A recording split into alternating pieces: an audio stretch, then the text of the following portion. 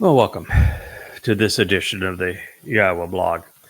This is episode 18 now of Qatsyr harvest. This is the depiction of the Shabat harvest that is just 14 months from the time of this broadcast in February of 2025. In our last program, I think I poured out more energy, more passion for this message than perhaps at any time over the 100 and some odd shows that we have done thus far. And one of the things that struck me is that Israel, you've been listening to men who are actually repulsive from God's eyes, that are walking around wearing their black mourning suits. They've got their black hats. They look like they're dressed for their own funeral, and likely are. And you've been listening to them for a better part of almost 1900 years. The worst of them are, of course, the Haredim. But there's all manner of rabbis, and they're yapping at everybody. They don't even get along with each other. And for the past 1900 years that you have listened to them, they have fleeced your pockets. They have lifted your wallets and emptied them out. They've sold all manner of blessings and lies to you. They've told you how to rearrange your kitchen and the dishes and everything from how you can even serve your food, none of which has any correlation with Yahowah. They would establish a calendar that is based upon Maimonides' reckoning, when all he did is supply the favorite number of Muslims, 19, in his sanctification of the moon portion of his disgusting analysis, and came up with all manner of contrivances that aren't even close to being true. And you still believe it? You think you're over 2 centuries away from 6,000 when you are less than 9 years. He didn't know anything. He got everything wrong. His 13 principles of Judaism are full of it. And you've just gone along with it. The man that you attribute to the founding of Judaism, Rabbi Akiba, is a scumbag. He's the guy that was so incensed that Jews were off promoting Christianity, which was disgusting, that rather than countering them with the truth and simply saying, no, it's Dawud the Messiah, he's the Son of God, he told us he was going to come at this time and fulfill Pesach, Matzah, and Bakorim, all you've got is a crude counterfeit. He foisted another counterfeit Messiah on the world, fighting one lie with another. He brought in the wrath of Hadrian, complete destruction of Jerusalem, the diaspora to Europe. He lied to you, and yet you call him the founder of your religion as if you're incapable of learning.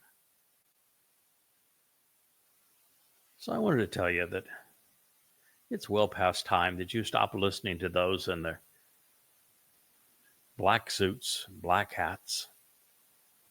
You may not like my colorful shirts, but it's exactly what Yahowah is requesting of me. I need to come across so different than anyone you've ever listened to before, because everyone you have listened to before has lied to you. You don't know Yahowah's name. You don't even know that you don't know Yahowah's name. You don't know that you don't know. You don't know Dawud. You don't know that he was the Messiah, the Son of God. In fact, you don't even think that God can have a son, even though he's said it 3 times.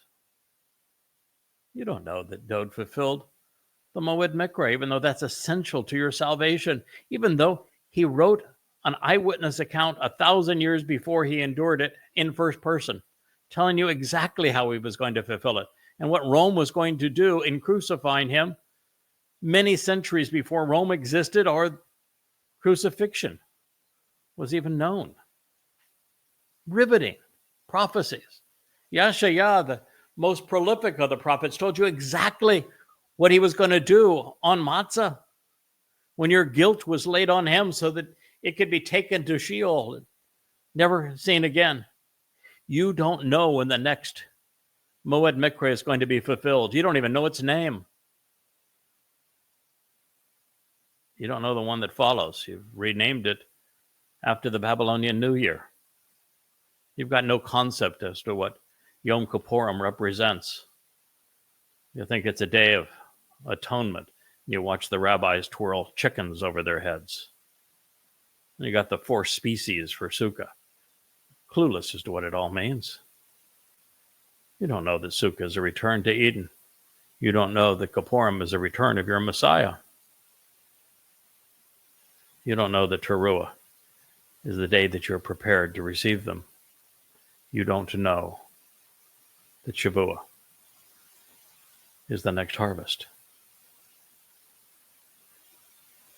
You've been lied to so long that you would know the truth if it bit you in the nose. I posted on X and Facebook today an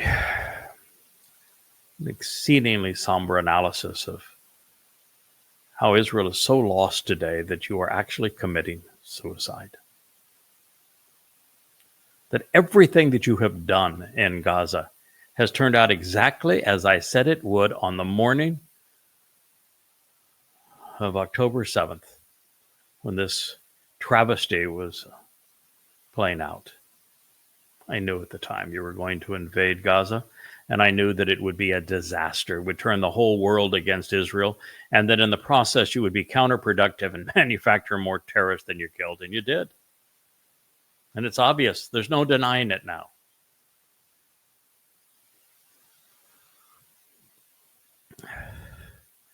You like to think you won because Hamas is a demolition site, but you didn't. They achieved exactly what they set out to achieve. They turned the world against you. And now, what are you going to do? To the last of the living hostages are returned. If you attack Gaza again, you're going to play right into their hands and look like you're trying to commit genocide. Of course, it's not true, but that's not going to change the world's perceptions at all. So, what now? Your prime minister lied to you and told you that he would most certainly wipe out Hamas and that they would never retain power in Gaza.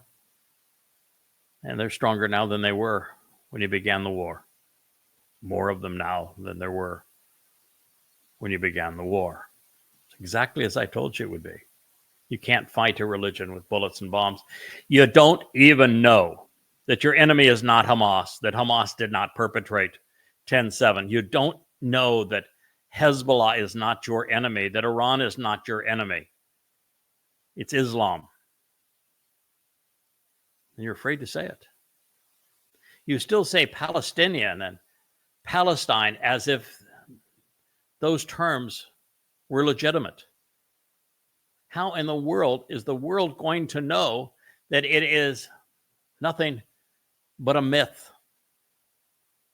That there is no Palestine, there is no Palestinian, there is no free Palestine. If you're going to parrot the lie. I begged you on the morning of 10/7 to remove the motivation for the flood of Alaska, to tear down the Dome of the Rock and Alaska Mosque. Offer them as a trade for your hostages first, of course. But those scars still stand. You're still calling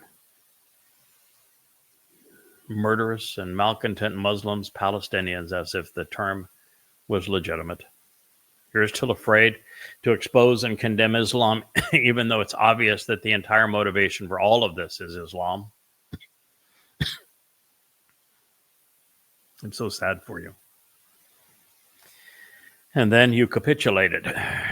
You rewarded the Islamic terrorists for abducting your grandfathers, your babies, for raping your women, by trading scores of murderous Muslims for them. Rather than thinking with your head, you were played in the heart. So Israel, I know that you may be irritated by my tone with you. But my tone with you is actually mild compared to God's. He has been consistent all the way through. He is disgusted by your propensity to be religious and political. He is revolted by your propensity to spit in his face. Not only did you tell him to go away, you didn't want to hear from him again 3,400 years ago. You have never apologized.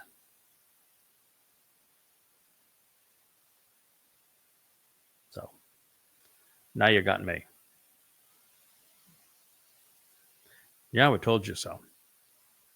Behold, I will send out a messenger, a representative who is especially informative, announcing this message before you, in your presence, within the same dimension, to help you keep focused so that you're observant, closely examining, and carefully considering everything along the way.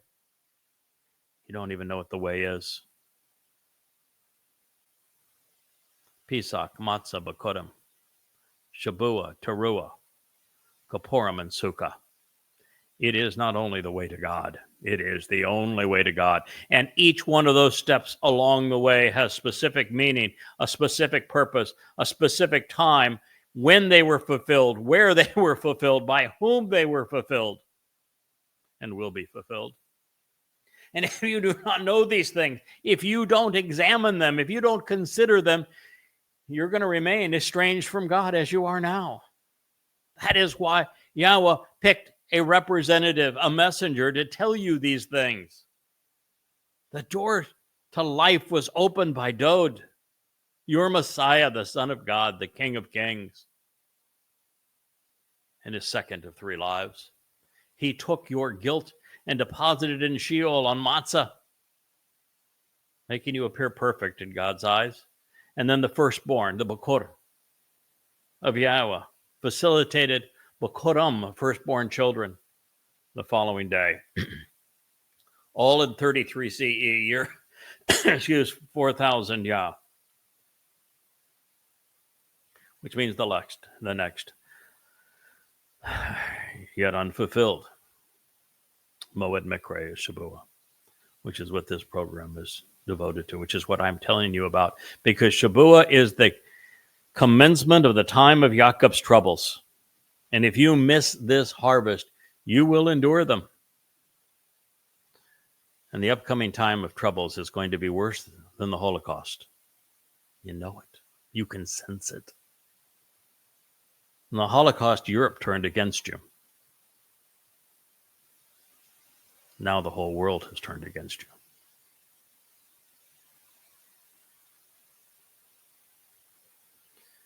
You don't want to miss Shabuah. That's why I'm here to tell you about it.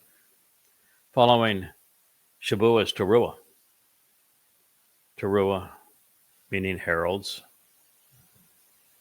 is your last chance to get out of this world as an immortal being. The following day, your last chance will be to benefit as the adulterous woman from the sacrifice of the anima bara, the bloody red man of the earth, who has been productive and fruitful. He is the man whose clothes are stained red, who comes from Edom to provide liberation for you. Your prophets told you all about who I am and what I would be doing. And they did so in hopes that you would listen and that you would respond. And that for the first time in over 3,000 years, you would speak the name of your God again. You would embrace your Messiah, King, for all he has done for you. You'd come back home. God went on to say, in addition, he will provide you with directions to bring you to the source, to the dwelling place, to the home, which to offer the benefits of the relationship I have provided. God is speaking to you in first person. This is from the very heart of the Torah, Shemoth, names, Exodus 23:20. Right in the middle of telling you the way home, presenting the entirety of the Moed Mikre, these restoring witnesses to the eternal testimony, so that you can be called out and meet with God. Right in the midst of this, God told you that he would provide this witness, this messenger for you. This messenger cannot be Moshe. He was already there. This messenger can't even be Dode because he is not a malak.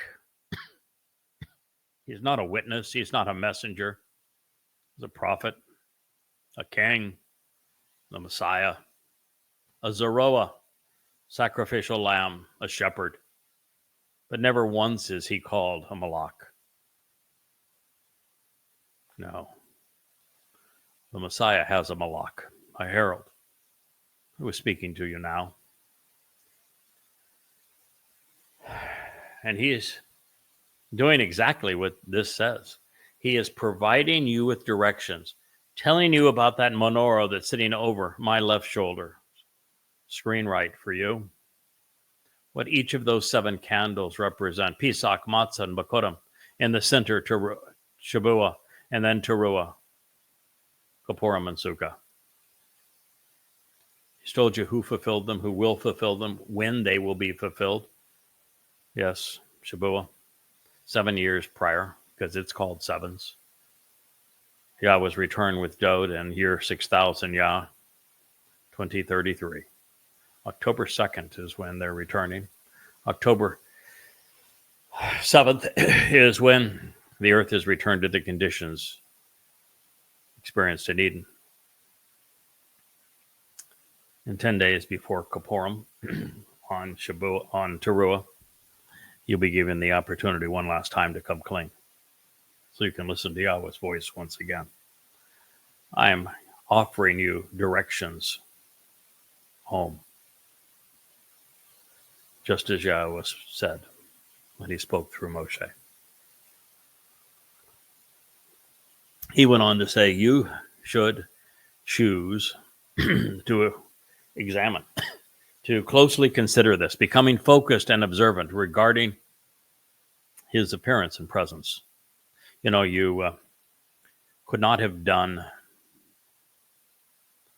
much of that until this January, just a month or so ago. For the first 23 years that I was engaged by Yahweh, I was mostly anonymous, and I was unseen. I wrote the books that you see behind me. 34, I think, on the website, 37 or 38 all total. And you would never have been able to hear me or to see me. Now you can.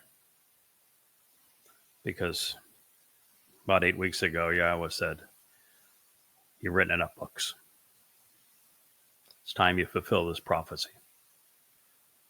Time you speak directly to my people. And so we're fulfilling these prophetic words right now in your hearing. Of your own volition, listen. Through his coal. You know what coal means? Voice. I'm the only one who speaks for God at this time. He said so. I'm the voice of Yahweh at this time. And if you think that's presumptuous, name another candidate. Find somebody else who has been devoted to reacquainting you with Yahweh's name. Find someone else who has reintroduced you to your Messiah, the very Son of God, the Zeroah who fulfilled Pesach, Matzah, and Bakorim. Find somebody else who has protected you and risked his life to do so by writing the 5 volumes of goddamn religion. Find somebody that was willing to clear away all of the trash of Christianity and write the 5 volumes that moved it all to the side so that the truth about Dode, whom Christianity robbed of his titles and all of his prestige and achievements, could be seen again. Find someone who has written all of the books that you see behind you to reacquaint you, not only with Yahowah and Dode, but with their timeline, with the purpose of the covenant and its terms and conditions, which no one has ever spoken of before, with the timing of each one of the Moed Mikre that have been fulfilled and that will be fulfilled going forward. Thousands of profound insights, never previously heralded. Ever. Oh, there is no other candidate. And because of all of these things, my qualifications are 1,000,000 times what they actually need to be to validate this prophecy. And the reason you're listening to a man in his funny, colorful shirts, as opposed to a repulsive rabbi trying to reach into your pocket and steal your money dressed in black, because God finds them disgusting. And he has never and will never speak through them. They do not speak for him. I was translating this morning Yeshaya 56 and 57. And Yahweh describes the current leadership, both political and religious, of Israel in it. And he just says you're repulsive. It just, from his point of view, you're absolutely, completely, and totally repulsive. Disgusting. Matter of fact, the first 10 chapters of Yeshaya are devoted to a single theme. God hates Judaism. You know, I keep on sharing this, but it's so indicative of how lost Jews are and how much effort it's going to take. It has taken. I mean, I've been doing this for 23 years, and I've only got another 14 months before the Shabuah harvest. And over that time, I have constantly reminded Israel that while your rabbis are expecting Eliah to return, because it's mentioned in the last chapter of Malachi, and they set a place for him at your Passover table, why would you do such a stupid thing? Why would you do such a moronic thing? Have you ever thought about it? What is the one thing that Eliah did? Elijah. What's the one thing he did? Surely you know it. He exposed Israel's propensity to be religious and political. And every single person that he went up against died. God took him and is bringing him back because he is the most effective orator in the history of Israel when it comes to exposing and condemning the Jewish propensity to be religious and political. And this is the person that your rabbis unthinkingly set a place for at the Passover Seder? Are you out of your ever-loving minds? You know, the average Jewish IQ is supposed to be 115. But you act like the average Muslim IQ, which is somewhere around 70. I mean, after all, they just beat you worldwide in this last war. They raped your daughters, they tortured your children, they abducted your grandfathers. And for all the world, You're the bad guys now. How in the world were you outmaneuvered by half-tards? Not supposed to say retard, so they're just a half a tard. Right around half your IQ. I don't know, Israel. I'm going to continue to literally, I'm blue in the face. I'm going to look into this camera every day. I'm going to turn these lights on. I'm going to do a live stream. I'm going to come into your homes. I'm going to tell you the truth. And eventually, maybe some of you will wear down. Maybe, just maybe. It's going to resonate with a few of you that say, okay, well, yeah, maybe you're right. We've been irascible a very long time. And you're right about that raising God's name thing. And you're right about those rabbis being money grubbers and reaching into our pockets and having really nothing to offer all of this time. You know, you're right. Yeah. We did everything wrong on 10/7. We made a bad situation worse. We are a nation at each other's throats. We're fighting for our very existence and don't even know what to do next. And everything we've done thus far has been wrong. Under those circumstances, maybe, just maybe, you want to give God a chance. Try something new. What do you got to lose? He is God after all. You should choose, as it says, to closely examine and carefully consider. Be observant regarding his appearance and presence. This is Yahweh's instructions right from the heart of the Torah. Of your own volition, listen through his voice. Do not become rebellious. Do not remain rebellious, be a better translation. Towards him, nor defiant towards him. Listen, I don't really give two hoots if you are rebellious to me or if you're defiant to me. God does, by the way, because I'm the only person in the past 2,000 years who has correctly told you, Dode fulfilled Pesach, Matzah, and Bakodim at great personal expense, and you not capitalizing upon it, you not recognizing it, you foisting a false Messiah to negate what he achieved is an abysmal crime of which his father is exceedingly angry. And I'm the one person telling you the truth, pulling away all the religious rubbish so you can revel in the truth, you can celebrate the truth, you can benefit from the doorway to life being open, your guilt removed from you, you're being encouraged to be part of God's covenant family, enriched and empowered by him.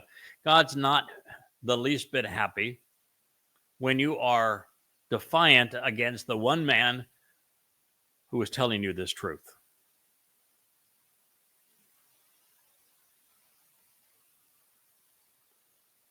My issue is that you continue to be defiant against what Dode has done, against who Yahweh is.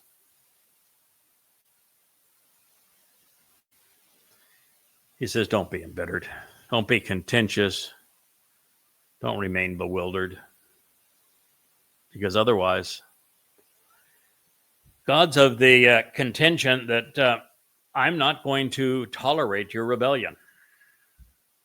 That your revolting defiance and your repulsive deviations from the established message are going to wear thin.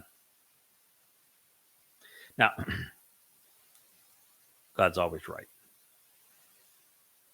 And while I'm a long way from that point, God is always right.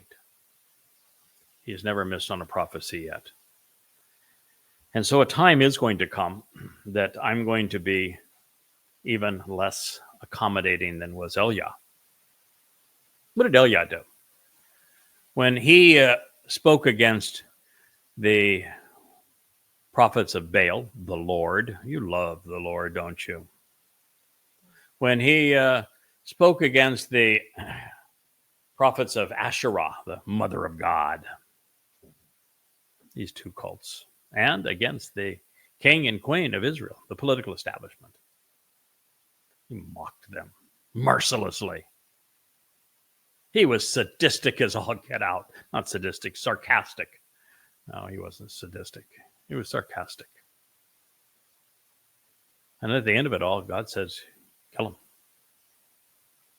Oh, I would say that fairly intolerant, fairly much so.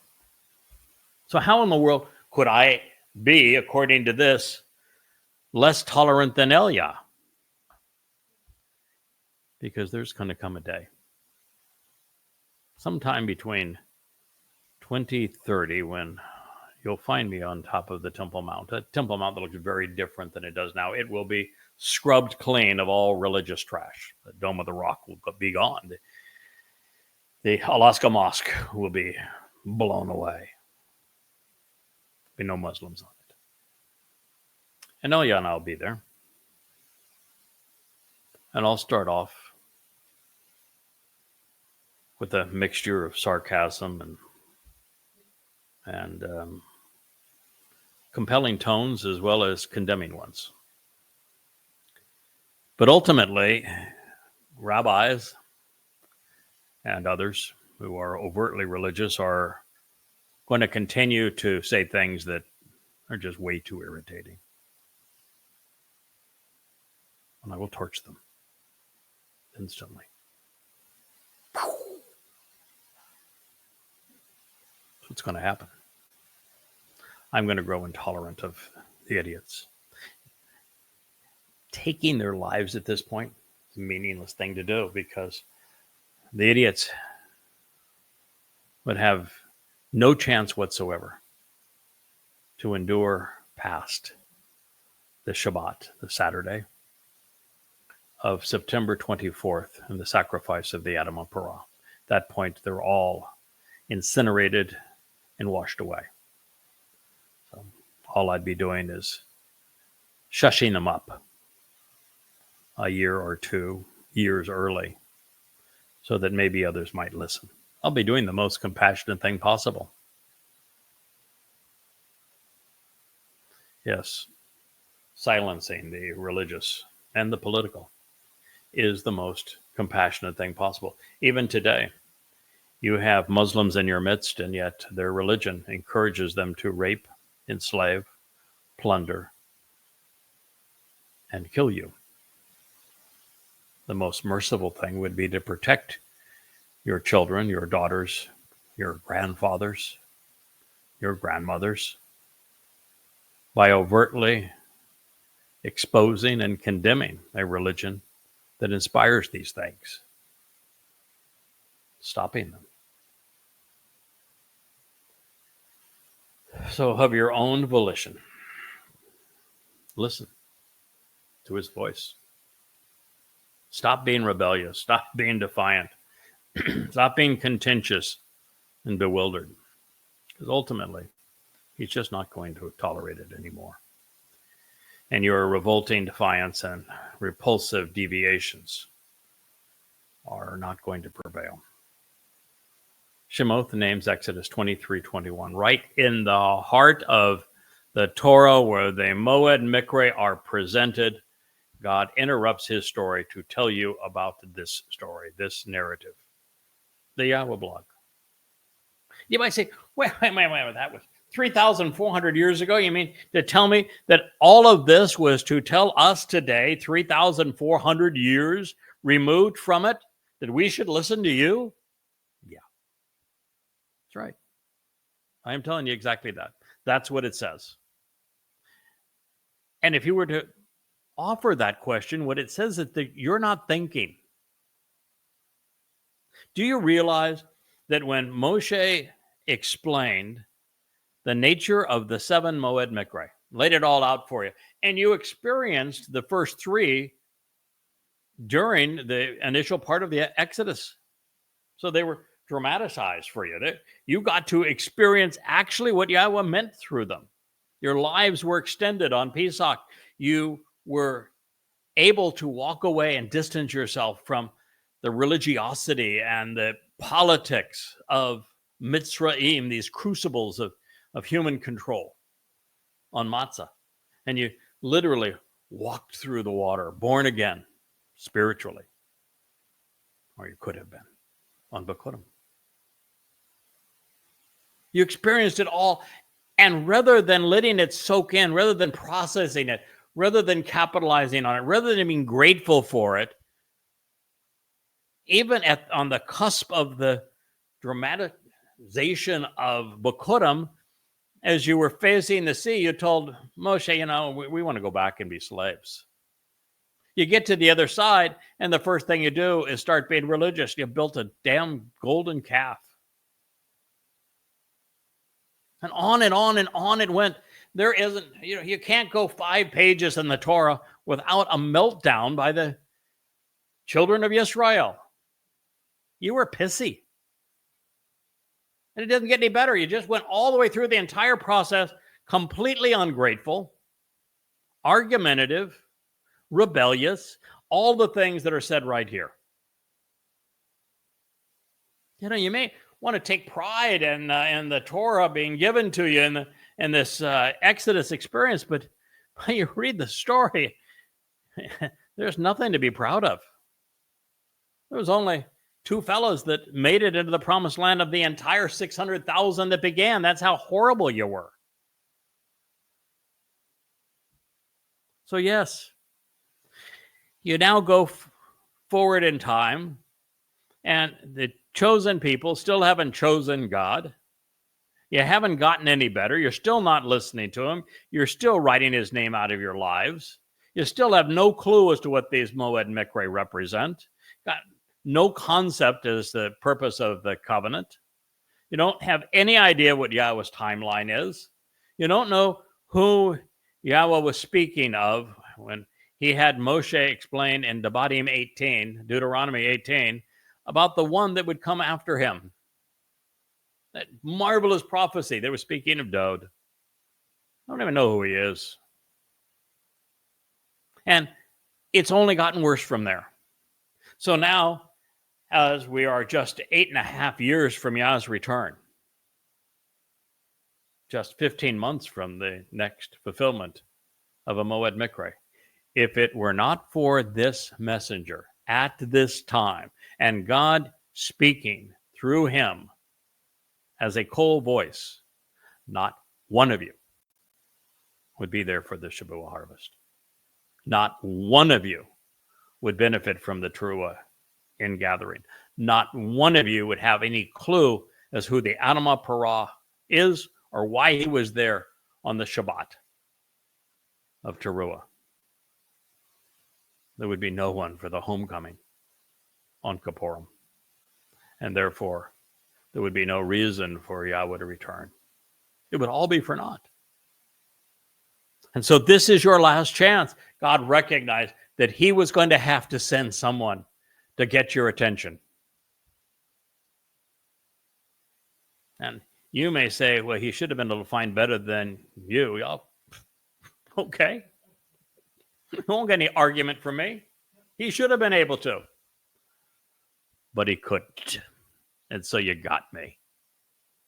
And you know something?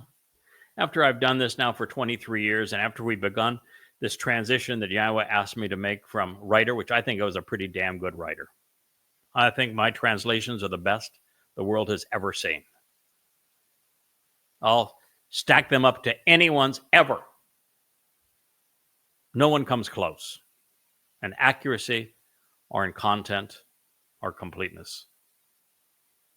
And I know there isn't anyone that even has 1/10 of 1% of the number of profound insights that I've deduced as a result of this. Yeah, I think it was a pretty good writer. It's testament to these books behind me. But you know something? I'm better at this. Yahweh knew what he was doing when he picked me. I may think, and you may think, and we both might agree, that he should have been able to do better. He did just fine.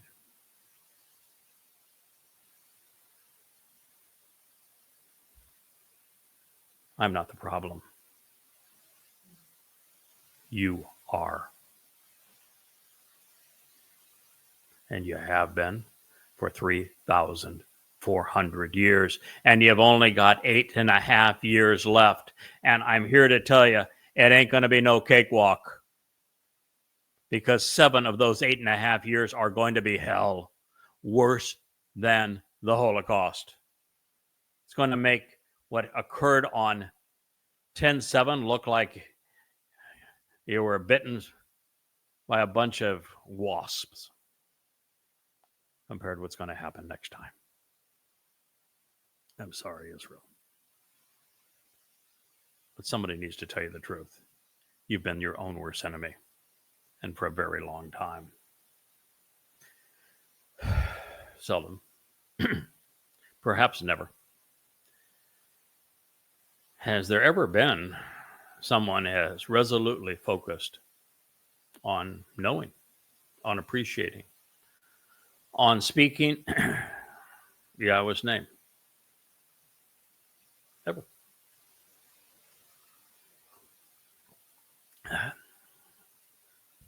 The 4.5 books behind me are all presented under the name Yada, to know Yahowah. And in them, for the first time since Moshe revealed God's name 3,400 years ago, I have explained its meaning and how to properly pronounce it. So, it's safe to say that Yahweh's personal and proper name is integrated into my very nature. So, what more do you need? Why don't we start there? This is again from the Torah. And I can assure you, no one has ever taught Torah as I am doing it to you now, looking you in the eye and saying, this is what God intended for you to know. This is what you need to do if you're going to benefit. Indeed, if you listen very carefully to his whole voice, and if you engage acting upon everything that I say for the benefit of the relationship, then I will be openly hostile to those who oppose you, demonstrating rancor towards your adversaries. I will then require that your foes are besieged and defeated. I wrote a song that said, more terrorists will come. I would stop them, if not for the rabbinical scum. Yahweh's message. Yes, the next 10:7 will be 1,000 times. More jihadists and more aerial bombardments. The IDF is incapable of dealing with mujahideen. They're capable of dealing with planes and tanks. You're not going to be attacked with planes and tanks. You're going to be attacked with mujahideen. Millions of them next time. Yahweh would preclude it. You have his word on it. But for him to preclude it, you have to listen to him. And the way to listen to him today is to listen to what I say about him. Stop listening to your politicians. Stop listening to your rabbis. Stop going about the motions as a culture. You are the chosen people, but you have not chosen God in return. He sent me to wake you up from this stupor, to encourage you to start listening, to encourage you to respond. That is why we're here. But these programs, which now, maybe 1,000, sometimes 2,000 people will listen to them, that number needs to be millions. And you can make a difference. You can be among the first who pay attention, who respond, who return to Yahowah, who listen to these programs, who read these books, who then share this message. Because God's not going to oppose your foes just because I'm asking him to, just because I am speaking these truths to you. It's you who need to change. And enough of you need to change to get God's attention, to show him that you have changed. Now, based upon what the prophets have said, I think that the likelihood is, I should say the certainty is, because I've read future history, that ultimately, some thousands of you, maybe 8,000, 7,000, are going to capitalize on the Shavuot harvest. Maybe another 7,000 or 8,000, after listening to Elia and I speak to you, will capitalize on the Towrah harvest. I'm hopeful that there are some 7,000 of you who will survive the time of Yaakov's troubles, who will be in Jerusalem on Towrah, and who will benefit from the prophesied sacrifice of the Adam of Perah, as I give my life for you. And Yahweh ignites the flame, unleashes the cleansing waters. And on that very moment, I can assure you, on behalf of that mortal remnant, Yahweh will do this very thing. He will besiege, he will defeat, he will incinerate and wash away all of Israel's foes instantaneously, the end of the time of Yaakov's troubles. But you could bring this result on yourself sooner. I can tell you that while Yahweh has been to your future and has seen the sum total of all your choices, mostly bad, and finally one that is good, he'd be the happiest God in the universe if he got one prophecy wrong. If Israel made the decision to return to Yahweh sooner than that, and that there were less Jews who died, and there were more Jews in heaven, and that Israel's adversaries could be vanquished sooner rather than later, I can tell you, this is the one place he'd say, yeah, I'd be delighted to have gotten that prophecy wrong. Happy about that? We're going to have no complaints.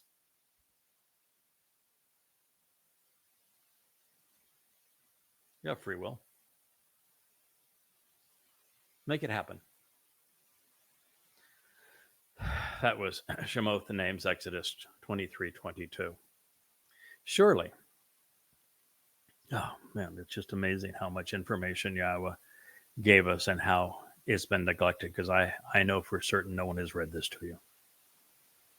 No one has explained this to you. Surely, my Malach messenger. Malach is a heavenly representative, a spiritual envoy who speaks for Yahweh.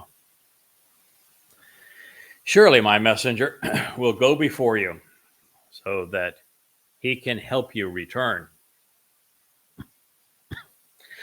to all that has been said and promised. Yahweh made a promise to Abraham. He never reneges on a promise. He's going to restore his relationship with you. You look at Jeremiah 31, he's very clear that he's going to reaffirm the covenant with Yisrael and Yehudah. And in restoring the covenant, he is going to write a complete copy of his Torah guidance right inside of us, right in our hearts, their seat of judgment. And that will be the end of religious and political rebellion. There are more prophecies pertaining to his return than almost anything else. And so if you listen to me and you return before he returns, all that's going to do is make the homecoming larger and more joyous. Yahweh does not tell us how many there's going to be there. And wouldn't it be wonderful if there were 7 million instead of 7,000? And you can make it so. Then the terrorists, he says, will be abolished, including the militants who claim that the country belongs to them and who want to divide it. As they will be humbled and subdued to make this declaration known. Has that happened previously, Israel? Has Yahweh obliterated the terrorists previously? How many times in the past have you been attacked by terrorists? Terrorism is a tactic. It is a tactic by a weaker force to intimidate a stronger force in their home of capitulating to the weaker force, because the acts of terrorism are so repulsive that they simply give up. The Egyptians didn't use terror. They were terrible, but they didn't use terror. They used their military, very well-trained military and war chariots. Same was true with the Assyrians that attacked you. The same was true with the Babylonians who attacked you. The same was true with the Macedonian Greeks. The same was true with the Romans 3 times in their legions. The same was true with the Ottoman Turks. The same was true with the Crusaders. The same was true by the Nazi Germans. The same was true all the way until now, when Muslims are embracing the signature act of Islam and they have become terrorists. And Yahweh is not only telling us 3,400 years in advance of it occurring that these terrorists would come, these militants would claim that the country belongs to them. Palestine will be free, you know. He predicted this precisely and accurately 4 centuries earlier. And it has come true exactly this way. And he had told you, if you just listen to his voice, to his messenger who comes to you at this point in time, that he would subdue those who want to divide the land. 2-state solution ring a bell to you? God's really smart.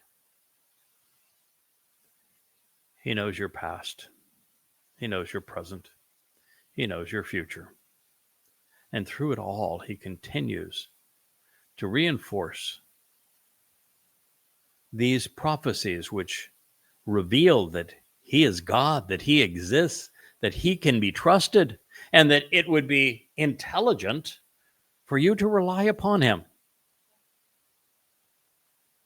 And you've done none of those things. He says, I will reject them. I will kick them out. Then I will efface them, annihilating them, causing them to disappear at that moment in time. Shemot, the names, Exodus 23:23. That moment in time is the Shabat of Towrah, September 24th, 2033, year 3000 Yah, simultaneously with Elia as the master of ceremonies over the sacrifice of the Adamah Parah, another bull, as Yahweh unleashes the dancing waters that will flood over the Temple Mount and ignites the fire beneath the Adamah Parah, flames racing to the heavens, extinguishing and washing away all of these Muslim tyrants who have claimed your land for themselves, who wish to divide it. And they'll all be gone instantly at that very moment. And just for dramatic effect, you might want to look up a list of solar eclipses, because there'll be a full solar eclipse at that moment. Just a little celestial fireworks to punctuate the moment. Just like there'll be a full lunar eclipse just 15 days later as we began Sukkah. Do you know that there's exactly 10 years to the day from 10/7/23, your wake-up call, to 10/7/33, the final act in this play, the celebration of Sukkah, in year 6000 Yah, 2033? Do you know? Do you know my name? It's Yada. What does Yada mean? I'll let you figure it out in case you don't know. Yes, I will reject them. I will kick them out. I will efface them, annihilating them, causing them to disappear at that moment. Shemot, the names, Exodus 23:23. Again, right in the heart of the Torah. Again, in the midst of presenting the Moed Mikre. Why? Because this will occur during the fulfillment of the Moed Mikre, where the Malach, messenger, who is the Kol voice of God, is offering his corporeal body to restore all Yisrael. That's not a coincidence. Since the Kol voice of Yah is addressing the means to know Father and Son, to engage in the covenant, to answer the invitations to meet, those who wish to benefit from this relationship, well, you would be wise to closely examine what he has written and then attentively listen to what he has to say. And remember, other than his sacrifice on Towrah, this messenger is just that. He's a messenger. What do messengers do? They deliver messages. Whose message is this? Yahweh's. Who is it for? You.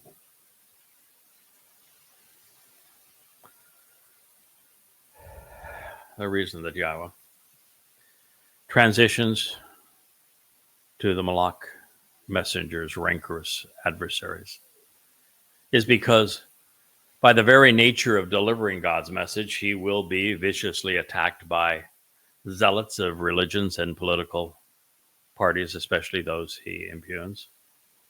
You know, since I began this at Yahweh's behest 23 years ago, I've had thousands of death threats. I have some skin in the game, Yisrael. I'm going to have more before we're done. I've earned the right to speak to you. Those who rage against God's Kol will outnumber those who listen to him by, well, 1,000,000 to 1. I'm happy with those odds.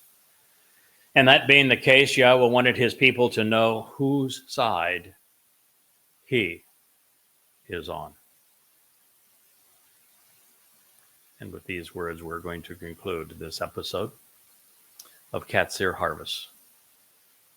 As I ask you, whose side are you on? Thank you for listening.